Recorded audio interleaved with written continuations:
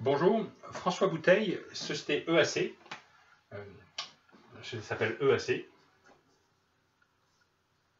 La chaîne YouTube s'appelle AirProfil ou notre site airprofil.com. Je vais vous présenter le 11e cours sur la vapeur, mais en fait j'ai choisi de l'appeler plutôt 10 bis parce qu'il va s'agir après l'examen du site internet de TLV d'en examiner un autre. Il pourrait y en avoir beaucoup d'autres. Vous voyez, aujourd'hui on est le 28 septembre 2014, c'est un dimanche. Je vais m'arrêter avec 2 sites, mais je pourrais éventuellement en prolonger ça, de manière à ce que cette partie, je dirais un peu introductive du cours de vapeur sur les usages, soit plus complète. Ça paraît important de donner également la date, parce que les sites dont je parle vont évoluer. Si vous suivez cette vidéo dans 3 ans, les choses seront peut-être complètement différentes sur ces sites. Donc je vais vous présenter un deuxième site qui est le site qui s'appelle www.spirax.com. Alors ce site existe en plusieurs langues. Là je suis sur le site anglais. Je pense que tout n'est pas parfaitement traduit en français, vous voyez, dans ces sites. Peut-être, mais vous trouverez pas mal d'informations, je pense, dans une partie française. Je n'ai pas su la trouver, moi, pour au niveau des tutoriels, ce qu'ils me disent. Et donc, voici quelques éléments que j'ai choisi de trouver dans ce site. Alors, quand même, une remarque préalable, vous voyez, c'est un site de fabricant de produits. Et, comment dirais-je, le message qui est présenté est un message commercial, ce qui est naturel. Moi aussi, je suis patron d'une entreprise commerciale. Et ce qu'on lit, c'est des expressions comme « la vapeur est efficace et économique à produire ». Vous voyez. Alors, mon travail il consiste à dire que ce n'est pas toujours vrai, voilà, que dans certains cas, la vapeur n'est pas forcément le moyen le plus efficace pour certains usages, et qu'on peut trouver des trucs plus économiques, c'est ça qu'on recherche, vous voyez. Eux, ils sont déjà arrivés à la conclusion, et je pense qu'ils défendent la vapeur, y compris par rapport à d'autres méthodes alternatives qui seraient l'eau chaude ou le fluide thermique, probablement parce que c'est un marché qui est plus important pour eux, et dont ils ont plus l'expérience. Alors, voyons ce qu'ils ont à dire de positif. Alors, je n'ai pas trouvé de liste des usages identifiés comme dans le site TLV qui dit à quoi sert la vapeur, mais en lisant un peu l'introduction de leur cours, on trouve plusieurs éléments qui se rapprochent, vous voyez. Par exemple, donc ils font un peu comme nous faisons dans ce cours, ils regardent les éléments les caractéristiques de la vapeur, ils disent voilà un truc qui a de telles caractéristiques et constitue une énergie, alors je préfère le dire en français sans lire les expressions anglaises tout le temps, énergie facile à transporter. Voilà.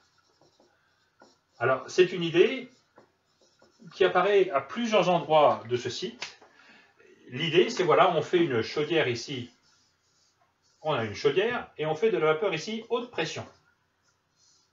Elle peut être surchauffée ou pas, ça c'est une autre question. Elle est à assez haute pression. Et il dit, dès lors qu'elle est à haute pression, on la transporte facilement dans un petit tuyau. Vous voyez, un petit tuyau. Et arrivé à l'utilisation, on met un détendeur. Et si là on avait de la vapeur à 10 bars et que le gars veut l'utiliser à une pression plus basse, eh bien il l'utilise à la pression réduite, hein, réglée, régulée, qui lui paraît adaptée pour son utilisation. Et il dit de cette manière-là, on peut avoir un réseau qui soit très étendu, vous voyez. Alors, c'est l'idée en tout cas de la compacité. Voilà, c'est un petit diamètre. Petit diamètre. Ils explicitent cette idée-là sous la forme de compacité. Et ils ont une expression qui m'a paru intéressante, vous voyez. Et en même temps, où j'ai trouvé une ambiguïté que je vais vous expliquer. Ils disent, voilà, il y a la compacity c'est la compacité, je pense, et ils disent, il y a une high efficiency. Donc là, je suis forcé de vous le mettre en anglais. High efficiency, ça veut dire en anglais une haute efficacité. Vous voyez, ça donne l'idée d'un rendement très important Mais en fait, c'est seulement le rendement de ce transport. Vous voyez, c'est-à-dire que le transport, en fait, ce qu'ils ont voulu dire et qu'ils ont précisé plus loin, c'est qu'on fait passer une grande quantité d'énergie sous un petit volume. Voilà, c'est cette idée-là. Alors, il y a une ambiguïté parce que c'est différent. En fait, il laisse entendre qu'on aurait une bonne efficacité énergétique, vous voyez. Et en fait, c'est beaucoup moins sûr, vous voyez, qu'on ait toujours une haute efficacité. Donc, ils prennent l'exemple d'un hôpital et disent l'hôpital, il y a une grande distance, vous voyez, une grande distance, long distance. Et il y a éventuellement des applications différentes qui vont être cooking, hein, on va le mettre en anglais, c'est la cuisson. Donc vous voyez, à l'occasion de la discussion de leur conception de à quoi sert la vapeur et pourquoi la vapeur était patente, en fait, c'est ça, ils partent de l'idée que la vapeur c'est vraiment très bien. Ça permet de faire de la cuisson, de faire du chauffage. Pendant qu'on y est un peu plus loin, dans un autre endroit, on va faire, peut-être à côté du chauffage, de l'humidification. Donc on retrouve des éléments qu'on avait déjà vus dans la leçon précédente relative à TLV. Et pendant qu'on y est, la stérilisation, vous voyez, toujours avec un petit détendeur, chacun prend la pression qu'il veut, et là on a une stérilisation. Alors, l'idée générale en tout cas, c'est qu'ils partent de l'idée que le système a une forte capacité à transporter de l'énergie, vous voyez. Mais le terme high efficiency, pour moi, est ambigu. Voilà. Je dirais, voilà, il y a une plus jolie expression qui est utilisée et qui est plus juste, qui est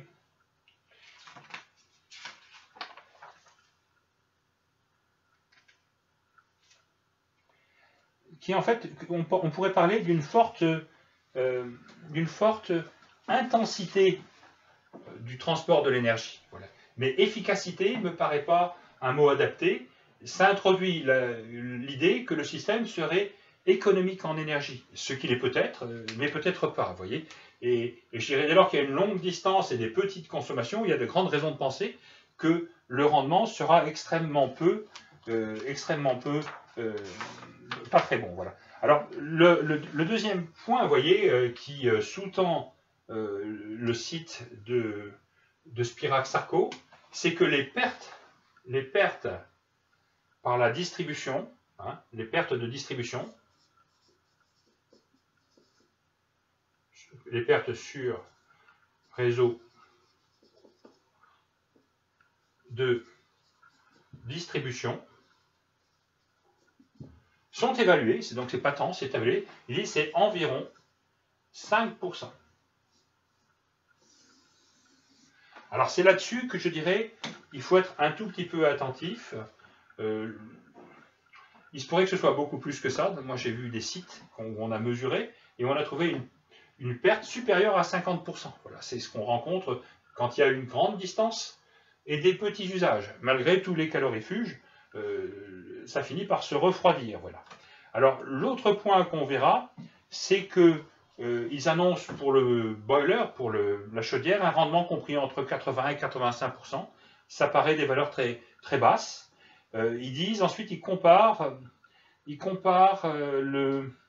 disent qu'on peut améliorer ça en récupérant la chaleur des fumées, donc on arriverait à 87%, vous voyez, il faudrait voir, moi je pensais qu'on pouvait faire plus, mais ils comparent ça à 100% d'efficacité sur l'électricité, en disant que l'électricité c'est 100% d'efficacité, ce qui est absolument faux parce qu'il y a aussi des pertes sur la distribution de l'électricité. Donc je suis assez perplexe quant à la conception qu'ils ont même de ce que c'est que l'efficacité énergétique, vous voyez. Je dirais qu'ils sont par contre tout à fait justes quand on dit que c'est une énergie qui est facile à transporter, et ça c'est un point qu'on doit retenir, vous voyez.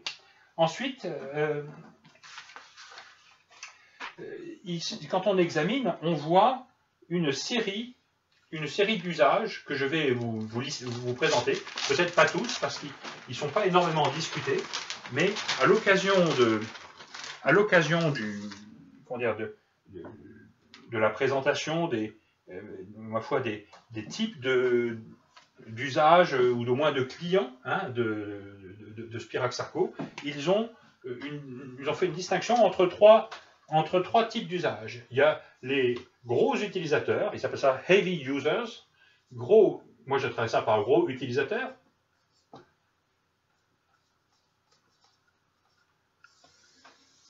Il va y avoir ensuite des utilisateurs moyens, medium users, utilisateurs moyens. Et puis, des petits utilisateurs, ou light users, des utilisateurs légers. On va les appeler les petits utilisateurs. Donc là, il y a un essai sérieux qui a été fait, donc un peu à la suite de l'introduction, pour essayer de distinguer quels sont les gros usages. Et donc là, je vais vous dire ce que je dirais, moi je peux en penser sur la base de l'expérience des gens de Air Profile. Alors, ils ont ici déjà food and drinks, c'est-à-dire la nourriture et la boisson. Nourriture et boisson.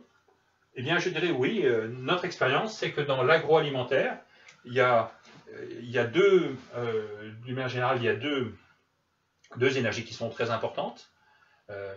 La vapeur et l'eau glacée, c'est ce qu'on trouvera dès qu'il s'agit de stériliser ou de pasteuriser. Hein.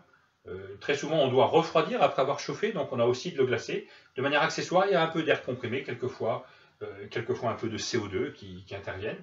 Mais effectivement, on est entièrement d'accord. Le pharmaceutique, donc tous les sites pharmaceutiques, ils ont vraiment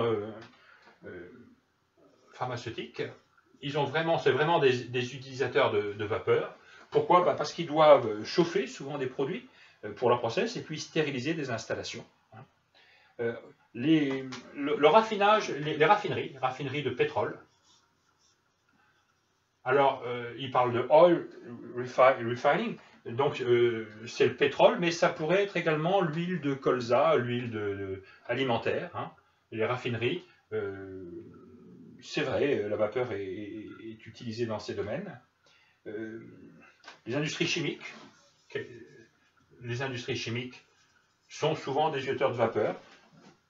Le plastique, je dirais que peut-être la production du matériau plastique, vous voyez, mais la mise en forme, la plasturgie, en général, c'est plutôt de l'eau glacée qu'on utilise que de la vapeur. Donc là, je ferai une petite réserve par rapport à leur point.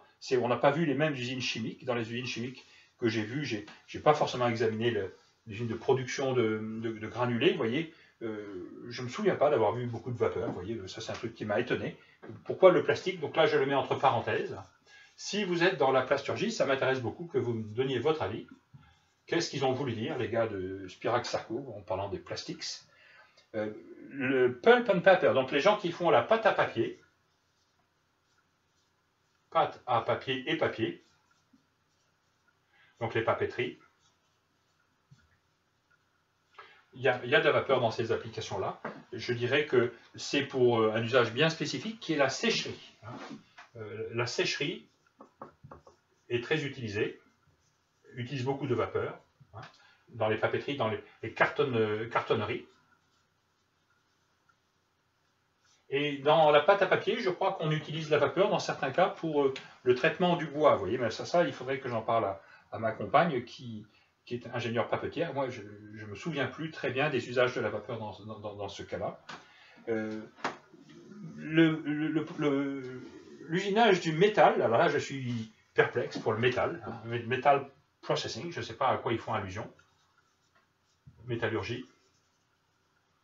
Peut-être que c'est pour des applications où on viendrait taper avec une sorte de pour une sorte de forge, vous voyez, peut-être qu'il y a encore quelques applications de la vapeur. Il y a le caoutchouc et les pneus, certainement, donc là ils ont raison. Shipbuilding, là je suis extrêmement étonné, la construction navale, moi j'ai pas vu du tout de vapeur. Et l'électricité, la production d'électricité. Donc je ne vais même pas citer shipbuilding, je ne sais pas ce qu'ils font avec la vapeur. Probablement, la construction navale, ça pourrait s'appliquer à des petits bateaux qui sont en matière plastique, ou peut-être on utilise quelquefois de la vapeur, mais de manière massive. Vous voyez, je suis construction navale, je mets un point d'interrogation ici aussi. Voilà donc les usages importants du site qui est quand même très, très fourni de Spirax Sarco. Et on va continuer avec Spirax Sarco. On n'a pas tout à fait fini avec eux. Je vous donne rendez-vous dans 2 minutes si vous voulez continuer à suivre ce truc.